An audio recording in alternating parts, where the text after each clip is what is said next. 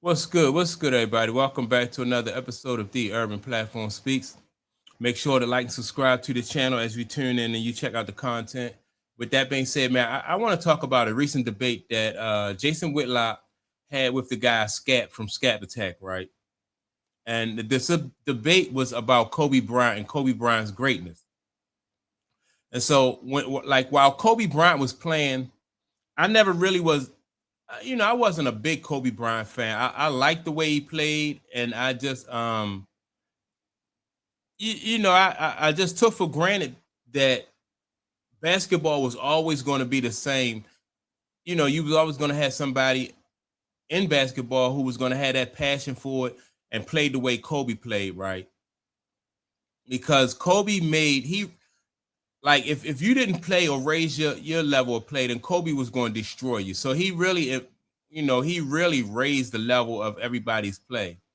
And once Kobe Bryant left basketball, and I seen that, what the NBA became after Kobe Bryant and how soft it was after Kobe left, then that's when I really started to really appreciate what Kobe brought to the table, and I started to miss what Kobe brought to the table, right? And so now Jason Whitlock is really he's not really a big Kobe fan. Scap is a big Kobe fan, and so they have a debate about Kobe. And what I want to do is I want to play their debate, and then I'm going to come back and give my input on what I think of Jason Whitlock's take on it. I definitely disagree with Jason Whitlock's take. So here we go. Scap, I'm going to start by attacking you. It's long overdue. After what Jalen Brunson and the New York Knicks did, and having Isaiah come in and co-sign my narrative that we're underestimating the leadership angle and what the small man brings to basketball, and it's actually more important than what the big man does. Scap, I hope you learned something during that conversation between. All right, first, before they even get into their conversation, I'm going to address what Jason Whitlock just said as far as like what the small man brings to the table is more important than the big man. And if you know anything about team sports and basketball, particularly, like the point guard, the small man need the big guy, and the big guy need the small guy. So that right there, is right out the gate. And I don't think that's just a cliche. I mean, it's just they have different roles, and that's the point of team sports, for everybody to bring to the table, what their skill is, so you can accomplish a common goal. So that right there, I can't co-sign that. Isaiah and myself, when you see two great basketball minds and two great former players have that kind of conversation that Isaiah Thomas and I just had, I'm sure you were very impressed. Jason, allow me to turn this around on you, because Kobe Bean Bryant was exponentially better in the first three-peat than Jalen Brunson was in this title run. So I want you, Jason Whitlock, Kobe Bryant hater, to sit there and extend some kind of gratitude towards what you were able to watch Kobe, the late great Kobe Bryant, do. I want you to admit finally, once and foremost, Jason, as a Kobe hater, that Kobe was the MVP, the true rightful MVP of the first three-peat when him and Shaq ran through the NBA. Can you tell me that, and then I'll follow up with your conversation with Isaiah Thomas. Hold for one second. Steve, I just got done talking to one of the greatest point guards of all time, a Hall of Famer.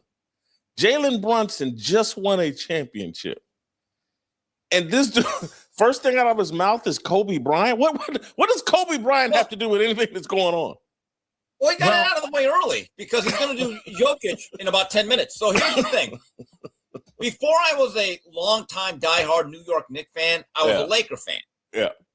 To Scap's point, and I've said this numerous times, in that original three-peat, the Lakers do not get out of the West at least once, if not twice, without that kid from Marion, Pennsylvania. That is a fact. Shaq got all the NBA MVPs because they're playing Flotsam and Jetsam of the Eastern Conference. I get it. But Scap is not completely out of line. I'm in an alternate universe. The New York Knicks just won their first title in 53 years. Isaiah Thomas comes on, talks about why the handshake deal is overblown, why Jalen Brunson and small guards can actually win, and just thinking the game may be the trend. I've been on a jihad against Victor Wembanyama, and Scap, you turn this into a Kobe conversation. Well, Jason, here's the thing, Jason. I just want some consistency. You want to run all over me and pound your chest and try to talk up your original premise was the correct premise that we were arguing about pre-series. So you want some respect, huh? You want me to give you your cred for being right on that. I just want some consistency because you dislike Kobe Bryant so much. And Jason, you couldn't even give him credit during that interview. You kept referencing all the small guys that were successful, that play with big guys. You mentioned Kobe's name one single time, and it was just in a fleeting, passing little reference. That's because I'm not you, Scap. I don't see everything through a Kobe lens. Magic, Kobe. Who else did I, as it relates to, Look, to your point, hold on. To your point, though, on little guys, I think you make a compelling point, and let me just take this. Let's go a larger overall picture here. You make a compelling point how most of the bigs needed a great little, or maybe the smaller guys are the more successful at some stage. In all-time NBA history, though, Jason, there has been a very, very select few amount of guard players that were able to win more than one championship. Anything can happen in a vacuum of a 1 year run, or like a one kind of flukish year kind of run. But if you to win more than one ring in the NBA, take a look at the small guys or the guard players, not because some of these guys won't be that small, but there have been very few small or guard players that have been able to win more than one ring without an all-time legendary big. Like, who are we talking about in reality? We're talking about Kobe Bryant, 1-2 without Shaq. Isaiah. We're talking about Isaiah. And Curry. Steph Curry. Hold on. And that's it. That's it. 4 guys. And really, Kobe Bryant was 6'8". I wouldn't even include Kobe Bryant in there. So I would just have Jalen Brunson, Jalen Brunson, Isaiah Thomas, and Steph Curry, right, as guards who really led their team to championships. But now Jalen Brunson's not in there yet because it hasn't been multiple. Like Jalen Brunson he only had one championship with New York. So this is his first one. But when you talk about Steph, and you talk about Isaiah Thomas as guards, small guys, 6'2", 6'3", and under, who led their team to multiple championships. That's why the discussion why the statement that Becky Hammond made that Jalen Brunson is not that dude, it was kind of taken out of context because she's basing her statement on like historically what has happened with small guards as far as them winning championships in the NBA. Isaiah, Kobe, Jordan, and Curry. That's it. Other than that, the guys that you're talking about, or the Magic, he didn't win any without a great all-time big. Like Oscar Robertson. They didn't win a championship with Vlade? No. They didn't win a championship. No, they went to the finals in 91. He won all 5 of his rings. With Kareem. Now, and sure, Kareem needed Oscar and Magic to win all 6 of his. So your point proves right there that he needed like a great small, but no small player really, other than a very select few. Jason, when you go through NBA history and look at the dominant dynastic teams, starting in the 1950s with the Minneapolis Lakers, George Mikan, like a big player, 7 foot plus player. You then segue into Bill Russell's dynastic hold with the Celtics. Like, yes, great guards all over that Celtics. Correct. Great guards. But the leader, the guy was Bill Russell, though. You then get into Kareem was very successful. Oscar was the leader. Magic was the leader. Continue.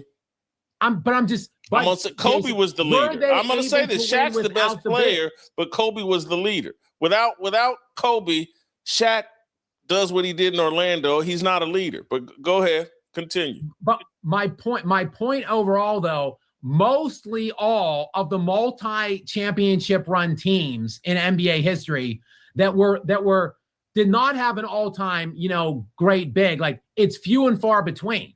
Like, Kobe did it twice, Isaiah did it twice, Curry did it 4 times, Jordan did it 6 times. But other than that, did the Seattle Supersonics go back to back, or they just won? Did they split with Washington, the Bullets? Yeah. See, and that's the thing. And really, I take Mike and Kobe out. If you want to leave Mike and Kobe in that discussion, that's cool. But when you talk about some, guards, Isaiah, and you talk about Steph Curry, now you have Jalen Brunson who won. But Jalen Brunson, like they said, this is just his first one, right? So Kobe, even though Kobe did have what's the name, Pau Gasol after Shaq, though the guards play they play a crucial role in the success of a championship team, right? Just like the big men. So I'm not going to say, well, Mike did it without a center. They had Bill Cartwright, they had Wellington, and what's his name, Luke Longley, and all those guys, right? But those guys wasn't dominant center. So I guess you could put Mike on there. Then Isaiah, when he did it, what was that center name? Edwards. Was it Dennis Edwards or something like that? The center that they had. He wasn't a household name when, he was a big guy. He was serviceable, but he wasn't like a dominant center. So it is few and far between. Most of the time, a really good center needs a really good guard. When you look at the Spurs teams, right, you had Dave Robinson, Tim Duncan, and you had Avery Johnson, Tony Parker, right? Now, historically, those guys were, in my opinion, closer to, when you look at Avery Johnson and Tony Parker, they wasn't dominant like Isaiah was, so they were very good guards, but they were more so role players. Mike, like I said, didn't have a real center. Kobe, he needed Pau Gasol, he needed Shaq. I do think that, in most cases, I do think you got to have that Batman and Robin type tandem in order for a team to be, to be a dynasty and win multiple championships. That's why, like when the Minnesota Timberwolves, they had Steph Marbury and they had Kevin Garnett, and they couldn't figure out who was, those two guys couldn't get along and figure out who was going to be Batman, who was going to be Robin. So Marbury rolled out. Then you had Anthony Hardaway and you had Shaquille O'Neal, right? That combination, had they stuck together, they probably could have won some championships. So it's obvious that the big men need the little men and the little men need the big guys. So that, that's my take on it. But I just really disagree with Jason Whitlock when he says that, like the big guy, he tried to downplay the big guy's role. But, that's what basketball is all about. It's just like, being a carpenter, you have different tools and no one tool is more important than the next tool. All of the tools are needed. So that's my take on it. But Jason Whitlock he refused he refused to give Kobe his props, man. And that's why I kind of disagree with Jason Whitlock, and I'm with Scap on this, man. Kobe was that dude. So make sure to like and subscribe to the channel. Also, don't forget to leave a comment. And with that being said, man, I'm gonna check y'all out in the next video. Peace.